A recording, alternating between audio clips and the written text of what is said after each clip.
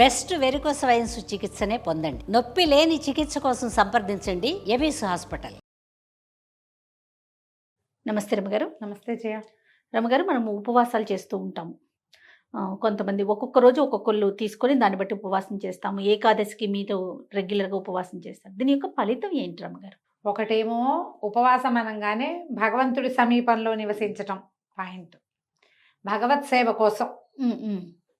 అయితే ఇలా మనం సుష్టుగా 3 పూట్ల తినేవాళ్ళు 15 రోజులకు ఒకసారో వారానికి ఒకసారో ఒకరోజు ఆహారం మానేస్తే ఆరోగ్యానికి కూడా మంచిది జయ. చాలా హెల్త్ బెనిఫిట్స్ అట. ఇహము పరము రెండిటికి పనిచేస్తుంది. ఇహంలో పనిచేసే దేనికి? ఆరోగ్యానికి మంచిది. రోజు శుభ్రంగా తింటాం 3 పూట్ల. పచ్చళ్ళని ఊరగాయలని అవన్నీ ఇవన్నీ వేసుకుంటాం. స్వీట్లు హాట్లు తింటాము. అన్నం సుష్టుగా భోంచేస్తాము. దుంపకూరలు అవి తింటాము. ఒక గ్యాప్ ఇచ్చామనుకో ఈ లోపల పేరుకుపోయినటువంటి రకరకాల వ్యవహారాలని అది సరిచేస్తుంది. ఉపవాసం తర్వాత నిన్నంతా కడుపు కాలిపోయింది, ఇవాళ ఇంత తినం, కొన్నే తినాలి. ఉపవాసం విడిచిన తర్వాత తినవలసిన పదార్థాలు లిమిటెడ్గా సాత్వికమైన ఆహారంగా చెప్తారు. అవును. సాధారణంగా ఏకాదశికి బాడీని రెడీ చేసే విధానం కూడా చెప్పబడుతుంది. ఏకాదశి ముందు నాటు రాత్రి అన్నం తినకూడదు. దశమి నాటి రాత్రి పలహారం. ఏకాదశి పగలు రాత్రి ఉపవాసం. ద్వాదశి నాడు పొద్దున మృష్టాన్న భోజనమే. మళ్ళీ ద్వాదశి నాటి రాత్రి టిఫిన్, అన్నం తినకూడదు, పలహారమే. ఇప్పుడు చూడు, శరీరం మీద ఎక్కువ బరువు వేసినట్టు కాదు, మొత్తం తీసేసినట్టు కాదు.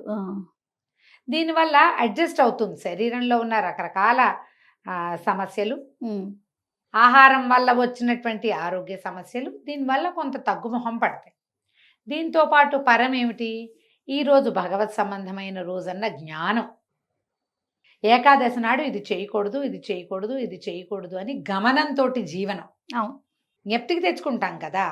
తర్వాత పోట్లాటలు, యుద్ధాలకి వాటికి వెళ్ళాం, ఎక్సర్సైజ్ చెయ్యం, ఇతరుల ఇళ్ళకి వెళ్ళాం, ప్రయాణాలు చేయకూడదు, అన్ని జ్ఞాపకం పెట్టుకున్నామా?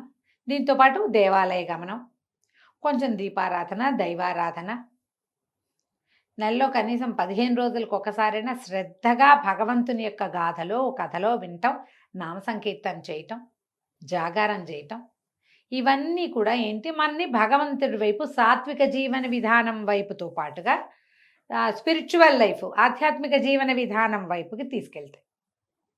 ఇహానికి పరానికి రెండిటికి మంచిది. దీంతో పాటు కార్తీక మాసం వస్తే పూర్తి ఉపవాసాల వ్యవహారము. తర్వాత మళ్ళీ మార్గశిరం లేదు పుష్యంలో కొన్ని ఇవి చేస్తాం కదా.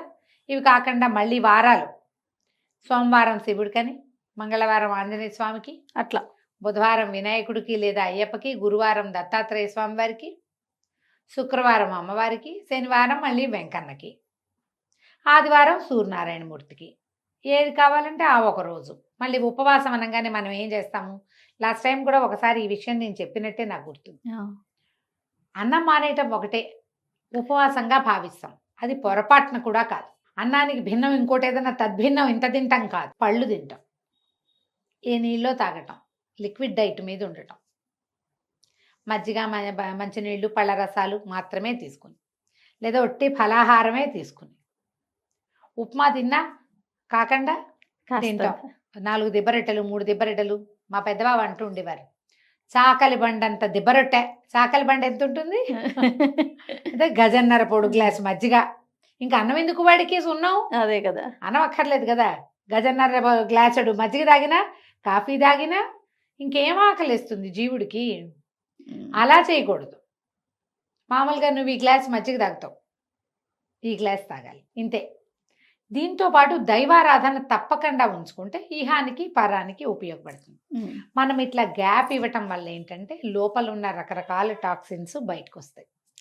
శరీర వ్యర్థాలు, మలినాలు క్లీన్ అవ్వడానికి ఇది మంచి అవకాశం. ఎక్కువ మంచినీళ్ళు తీసుకోవటం. ఇందులో ఏంటంటే శారీరకమైన పని తక్కువ చేయటము, ఎక్సర్సైజ్ చేయకపోవటము, అది ప్లస్. ఆహారం తీసుకోలేదు కాబట్టి మామూలు సాధారణమైన క్రియలకి దూరంగా ఉంటాం. మా సాధారణమైన క్రియలకి ఇది సరిపోతుంది. నిన్నటిది మొన్నటిది మన పొట్టలో ఉన్నటువంటి కొన్ని రకాల వ్యవహారాలు శ్రద్ధగా కనుక చేస్తే ఉపవాసం అంత అత్యద్భుతమైన ఫలితం ఇచ్చే సాధనం ఇంకొకటి లేదు. ఈ ఉపవాసంలో అన్నం మానేయటంతో పాటుగా తిండి మానటంతో పాటు కూడా దైవనామ స్మరణ పెట్టుకోవాలి. దీనికోసమని మీరు సాత్వికంగా ఉండాలి. పోరాడము, పోట్లాడము, బాధించటము. దేవాలయానికి వెళ్తారా, క్యూలో నిలబడి పోట్లాడుకుంటూ ఉంటారు. అవును, క్యూలో నిలబడి దేవాలయం వాళ్ళు ఏమేం సరిగ్గా చేయలేదో లిస్టు చెప్తారు, తప్పులు ఎంచుతారు. తప్పులు ఎంచుతారు. ఏంటి వీళ్ళు ఇలా సరిగ్గా చేయట్లేదు, అట్లా నువ్వు అక్కడికి వెళ్ళి యుద్ధం చేస్తే అదేదో రోడ్డు మీద చేయరాదు, దేవాలయానికి ఎందుకు వెళ్తావు? అక్కడున్న ఆరా అంతా పాడు చేసేస్తాం కదా. ఎవరో భక్తి పరులు ఉంటారు, ఎలా ఉన్నా సరే దర్శనం చేసుకోవాలనుకునేవాళ్ళు, వాళ్ళని చెడగొడతారు. మీకు అలాంటి ధోరణి ఉంటే గుళ్ళోకి వెళ్ళకండి దయచేసి, మీకు దండం పెడతాం. సాత్వికంగా ఉండాలి, ప్రశాంతంగా ఉండాలి. దానికి ఇది ప్లస్ అవుతుంది. మీకు అనారోగ్యంగా ఉన్నా, వీక్నెస్ ఉన్నా, ఏమైనా తల తిరుగుడు లాంటి సమస్యలు ఉన్నా, బీపీ డయాబెటీస్ ఉన్నా, ప్రెగ్నెన్సీ ఉన్నా, లేదా కొత్తగా డెలివరీలు అయిన వాళ్ళైనా, వృద్ధులు ఉండలేని వాళ్ళు, మందులు ఉన్న వాళ్ళు ఉపవాసాల జోలికి వెళ్ళకండి. ఓకే, మీకు ఈజీ మెథడ్ ఏంటంటే నివేదన చేసిన పదార్థాన్ని తినండి. అది ఉపవసించటంగానే, భగవంతుని సమీపంలాగానే భావించవచ్చు. హెవీగా తినకుండా తక్కువ తినండి, అది కూడా ఉపవాసమే. ఎవరైనా తిట్టే విధానాన్ని మానుకుని భగవన్నామస్మరణ చేసుకోండి, అది కూడా ఉపవాసమే. కరెక్ట్. ఇంకొక బెస్ట్ ఉపవాసం ఇంకొకటి చెప్తా జయ. లాస్ట్ టైం చెప్పాను నేను చాలా కాలం క్రితం. 2 విధానాలు. ఫోన్ ఉపవాసం చేయండి ఒకటి. బా, ఫోన్ ఉపవాసం అంటే ఫోను చూడద్దు, ఫోన్లో మాట్లాడద్దు. మీకు ఫోన్ వస్తే మాట్లాడండి, అప్పుడు కాదు. మీకు ఫోన్ వచ్చేది మాట్లాడండి, మీరే చెయ్యొద్దు. ఫోను చూడద్దు, బాగుంది కదా. బాగుందండి. రెండోది మాటల ఉపవాసం. కొన్ని గంటలైనా మౌన వ్రతం చెయ్యండి, మాట్లాడద్దు. ఫోన్లో మాట్లాడాల్సే వచ్చింది, ఏదో వస్తాయి కదా మెసేజ్ల మీదే ఉండద్దు. అత్యవసరమైన ఫోన్ కాల్కి కావాలంటే మెసేజ్లో సమాధానం చెప్పండి. చేయగలరేమో మిమ్మల్ని మీరు టెస్ట్ చేసుకోండి, ప్రయత్నించి చూడండి. ట్రై చేసి ఈ 2 ఉపవాసాలు మీకు ఎంత ఉపయోగపడతాయో, ఇహానికి పరానికి వీటంత ఉపయోగపడేవి ఇంకేమీ లేవు, ఇవే. బాగా చెప్పారు. ఆలోచించండి. తప్పకుండా. ఇది ఎక్కడో ఒక చోట మనం అడ్డుకట్ట వేస్తే ఆరోగ్యానికి, కళ్ళకి మంచిది, బ్రెయిన్కి మంచిది. రేడియేషన్ నుంచి కొన్ని గంటల పాటైనా దూరంగా తప్పించుకుంటాం. ఉంటాం. అవునండి. మాట్లాడడం మానేస్తే సగం గోళాలు తగ్గిపోతాయి. లోపల ఆలోచించుకోండి, నేనేమిటి, నాకేం కావాలని. కాకపోతే పొద్దునుంచి మానేసే కదా అని సాయంత్రం అబ్బాదబ్బా జబ్బాలాగా మొత్తం అని మాట్లాడేసేద్దాం అనుకోకండి. ఫోన్ కాల్స్ తగ్గించండి, ఆలోచించండి.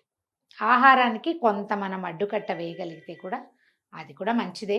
ఓకే, ఆలోచించి ఏ ఉపవాసాన్ని తీసుకోదలుస్తారో ప్లాన్ చేసుకోండి. నమస్తే.